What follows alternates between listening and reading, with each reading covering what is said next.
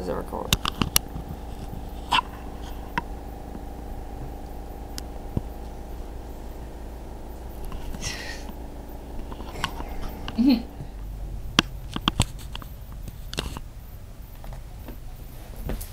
Hi, my name is Miranda Watson, and this is speech number 4 for CST 100.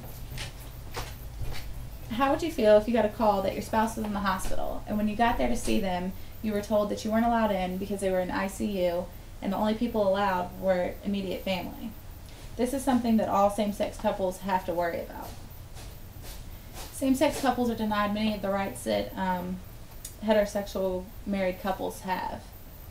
Only 8 states in the U.S. allow same-sex couples to marry, but 20 of the U.S. states allow first cousins to get married. Discriminating against people because of their sexual orientation is wrong, but our government continues to do it all the time. I'm a lesbian, and I didn't wake up one day and choose to be attracted to women, the same way that heterosexual people didn't wake up and be attracted to the opposite sex. It's something that I can't help, but because of that, I'm not entitled to a lot of the same benefits that most Americans are entitled to. According to the New York Times, a same-sex couple's lifetime cost of being in a long-term gay relationship versus married relationship can run as high as an additional $467,562. Today I'm going to make you aware of some of the rights that same-sex couples are denied, explain why same-sex marriage should be legalized, and argue against some of the common reasons that we always hear about keeping same-sex marriage illegal. Same-sex couples are denied many different rights that heterosexual couples are entitled to. Unfortunately, I can only explain a few of these. We're denied Social Security benefits in the event of death or disability of a partner, and the right to leave work to care for a partner who has become ill. We're denied military and veterans benefits and filing jointly on federal tax returns. We're also denied parental and custody rights to children brought into the home, whether it's through birth, surrogacy, adoption, or other ways. And we're denied the right to joint property in the event of a breakup. We're denied the right to inherit property in the event of death of a partner who doesn't have a will. And we're also denied the right to legally be considered a family by the government of the country that we're citizens of. These are just some of the things that keep same-sex couples from being equal to heterosexual married couples.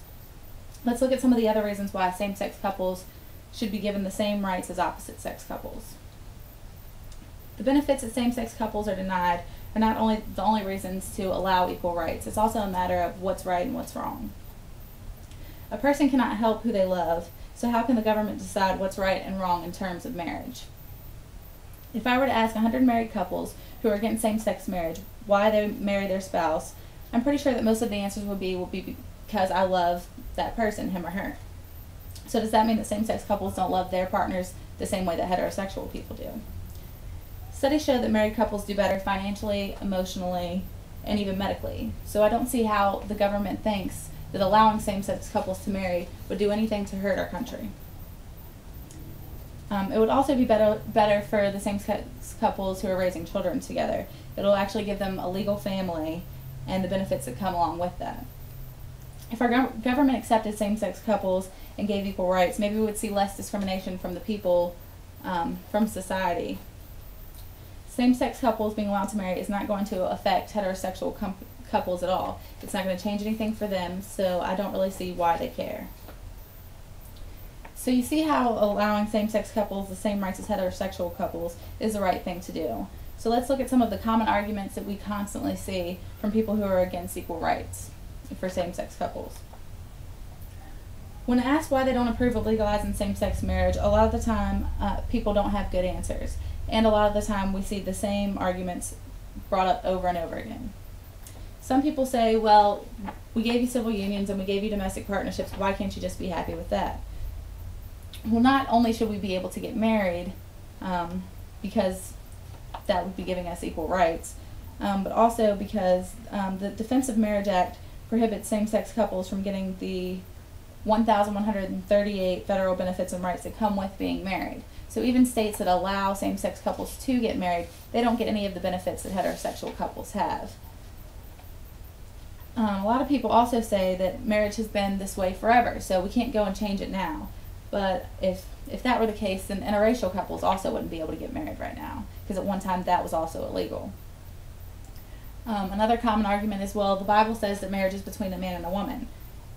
But religion and marriage really don't have anything to do with each other, because it's our government that gives us a marriage license. We don't get a marriage license from a church.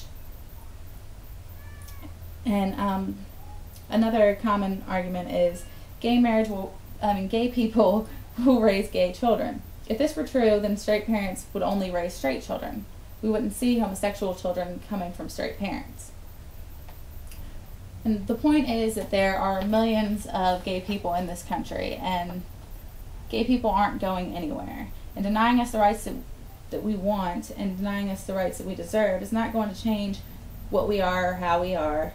It's not going to do anything to help the people who are against it. They're not doing anything to help themselves by denying us the rights. And it's not going to stop or do anything to help the discrimination that gay people get from society every day. And hopefully this will make you stand up for what's right. Again, my name is Miranda Watson. Thank you.